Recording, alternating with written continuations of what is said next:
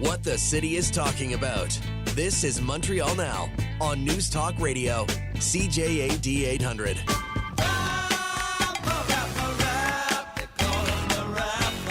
That is James MENNIE of the Montreal Gazette. Oh, James! Oh, David, what an unexpected pleasure to speak to you. Oh, I'm so happy.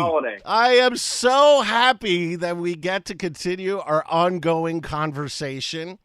And I listen to you almost every day, any chance I get. And yesterday I heard you on with Aaron being extremely critical, more so than usual, about our premier's response to what's going on in McGill.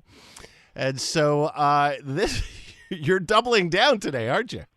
Well, so did Legault. I mean, Legault turned around again today and said the Montreal police have to dismantle that camp. The federal justice minister, Mr. Virani, basically sort of suggested provincial premiers or no politician has any business sticking their nose into police operations. There's the Federation of Quebec University professors that also turned around and says, universities are supposed to be forums for debate, forums for protest. And here's the premier basically saying, yeah, get him out. And to use my words, he's acting like some town boss. He's like, we all live in Hazard County, and he has to pick up the phone, and the sheriff will come in and bust everything up. It is completely unacceptable. No matter where you stand on the whole issue of what's happening in Gaza right now, the fact that a provincial politician feels confident or arrogant enough in his own position to turn around and basically tell what is supposed to be an independent body how to do their job.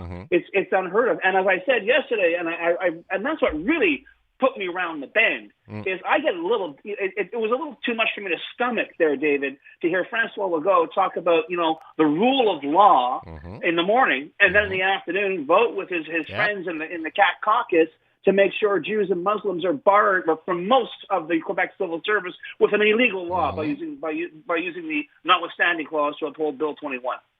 Oh, I totally agree with you. I think politically, and I'm not excusing, I'm agreeing with your take, but I think he's seeing an opening in the right wing of Quebec regional politics, because right now Paul Saint-Pierre Plamondon is winning. He's gone right wing. Paul Saint-Pierre Plamondon has. And I think he's taking a page of what's going on in the U.S. because the Republicans in the U.S. are trying to score points on the public safety issue and the rule of law issue with the student protests, and that's why Joe Biden came out so forcefully yesterday. And I think on the political spectrum, I think he's grasping at straws here, and he's trying to go full on law and order and put left-leaning progressive mayors on the defensive, like Valérie Plante in Montreal and Bruno Marchand in Quebec City. And he's saying, you know what, I'm going to be for law and order and public safety and forget about, who's responsible for what. I wonder if his confidence was boosted by the comments that were made earlier this week by Pierre Poilievre to the Canadian Association of Police, where he's basically saying, I'm going to bring back, that law and order agenda my boss, Stephen Harper, tried to ram through, but it was all thrown out because it was unconstitutional. It's okay. I'm going to notwithstand, he didn't use those words, I'm going to notwithstanding the hell out of it, and that stuff is going to go through by hook or by crook. And that's what scares the hell out of me, David. Whether it's Poilievre or whether it's Legault, and it just seems there are politicians in this country, and I'm not sure that's necessarily been imported from the U.S., who are beginning to understand they can pretty well do whatever they want because of that intrinsic flaw in our legal system that allows, any politician with enough votes or enough seats in the legislature to turn around and say, whatever right you think you have, I can take it away tomorrow.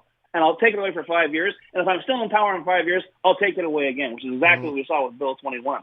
So, this whole idea of these guys wrapping themselves up in the cloak of law and order. Yes, I understand it. I understand the politics behind that. I understand the cynicism behind it. But I also found it very interesting that, I don't know if you saw the statement that was put out last night by the Montreal Police Department. That basically was, how can I put it?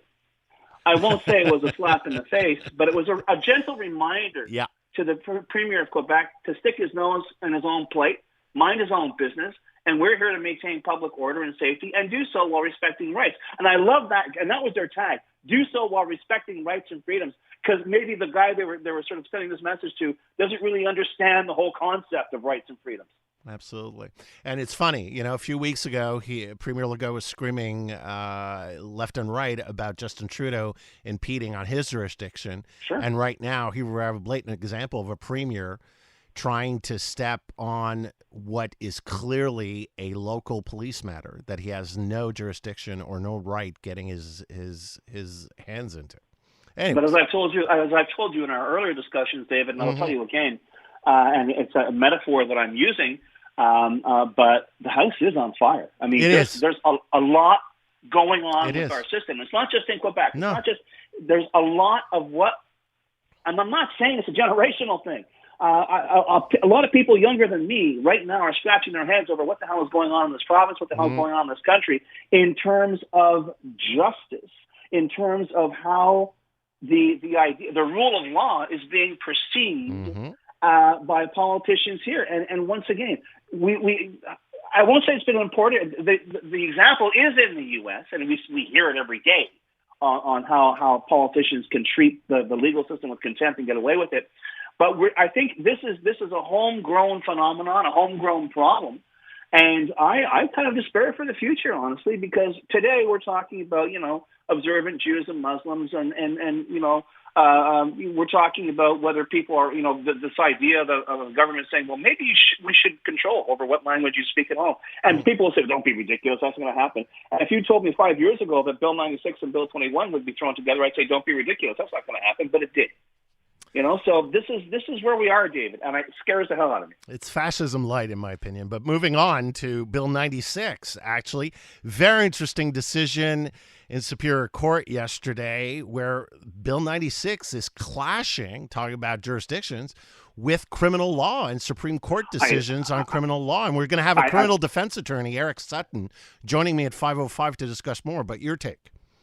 Well, I have to tell you right off the bat, and for those of our listeners just joining us, a Quebec court judge has basically fired a shot across the bow. He's made a judgment saying that, listen, because Bill 96 requires that in this particular case, we have like almost instantaneous official French language translations of all the proceedings, this may push the proceeding past the 18-month limit prescribed by the Supreme Court ruling, the Jordan decision, which means if it goes past 18 months, that's it. This person goes free. Everything, the entire process gets shot through the airlock, okay?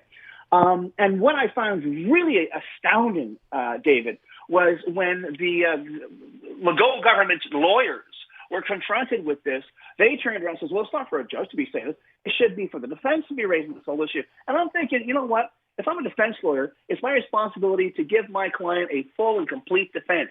And if it happens that the jurisdiction I'm in is goofy enough to push this proceeding for no other reason than some bureaucratic decision that all translations have to be done ASAP, and it's going to cause my client to be, one way or another, exonerated, I don't think I'm going to say boo, which I suspect, with all due respect to the Quebec court judge, which I suspect may have been the judge's motivation.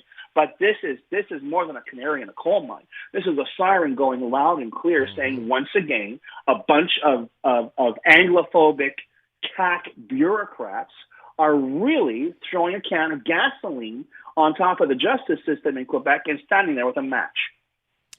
We will follow this very close because this could have massive repercussions on the validity of Bill 96. James, and can you imagine the outrage if all these perceived Anglo villains go free? The other angle. Wow.